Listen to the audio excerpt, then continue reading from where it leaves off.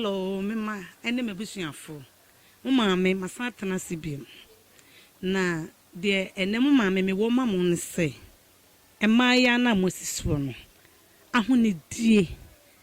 Ekwan ye befa so a ye be ma bi be ware a eni beji ye ho na wado yen. Fi se ye nam ho a obi wo nam abonten ahye kama na so kọ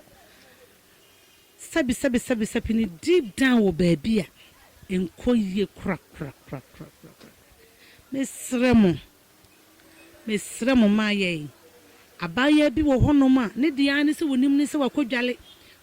ya petre wadwale awie wato na no watwi nanim waye hyem no de sene sa abaya be kutu esiesie ne ho kama sabi ya bibi ya adien umsa ne to kwan ben eti se ya obekri ni fom ho no waye soro nyina kama no unya ne ho adaje da ode kwaje ade enso onye ne ye menu ya ba ya bomoden ne bre ho ase ne ye wade bia kama waye ho na wie so abaya bemma bi so obeware wo akwotena bemma nchen bemma ya sori anopa obebi kra ho no wada no gise bemma nyane no hu sa ade ya chen wo sori abaya etimi da enye maye nyina no muti ye nya ba bi onkotena flat mu enya WC ewo obu akra na bemma no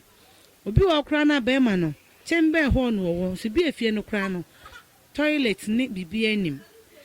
afe na abaya yi asori anopa waju so esi agupel mama ade ache no otimma ni si ho no wo hyehye dem na fun ya be no wo chate no wo kọ no wo ba ivi kra no onya na dwen se bia masori mejun so kra me kofa kwhwie gu obetina ho achate ya ma ade asan saso biem aduru anwume no obeda na okofa na fe no be hu se bibi wo kofa kwhwie shame wa fele abaya yesa na se bema no do te se den kankan we wote a be jao abaya bema ne wote ho wasori anopa wa pesti edura nwumira wasan pesti na de akwada bema nchen anajo pese onu di nkomo kra na ne gise onu be di nkomo abaya soro no pojutwi ne se no edura nwumira de onfa nya adwuma no de nanum kankan momoni ntosi ni je ne niema wodi nyina agu wonum na de akwada na asan kasa be wo pese osan kisi wo ye ne kwa oba mo ni munye hwam na be ma fi wo na wate ase Mmaa no mo hwam hu ye wonema bebre hu oba bi wo gise be ma ka chense oba pepade mo mame sisi de mo ha ye sei no waye da bi de munye robot waye abaya na wasisu ni die masane mani hiam abaya rolon ye to ne sen abaya bi wonam hyepe kwa esusu wo be won ne motu mpampan ye be fa so no wan hwe abedwane rolon ye to ne sen so ni skadi to rolon kra na me se panka twade fa bon enson na fa twitwi moto mu yele wi asem bia ni ho na wo de sene be ma bia ni be ji ho agina ho ne die so wo se wudi wo sini o motuom sabi wase otu kwan no ne nyina hia isa abaya woni be ma kohia no te pampan wo be ma bi wona hwene eti ade papa na se kohia sa be ma ni bia ho fa te se den na woni hu ne obija minua baya enyina ye boye ye ho aduro epese mo ho ye fe na mo ho ye fesi ase twan na be ma bi efa ukofia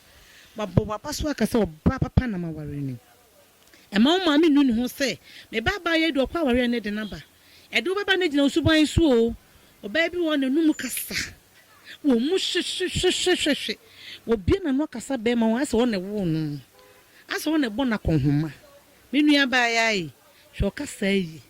no ba ubu ade a ebe boa wo be mo nya kunu pa be nya so pa mo nya nkuma pa abaya bi won ase ete ne kasa na ne ho mpo be me bi won ne ma me nim ne yere da eso de obe hu oba ne pos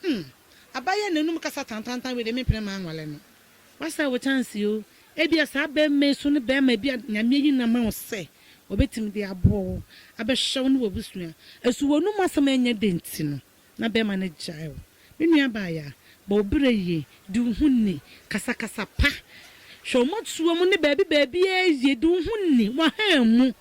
minua baya ma ho hiam ene ma ya makwa adopt bibi se ma ya mu nche draws oh eni wu abaya te so wona ma to paka na de na magbonti efeli o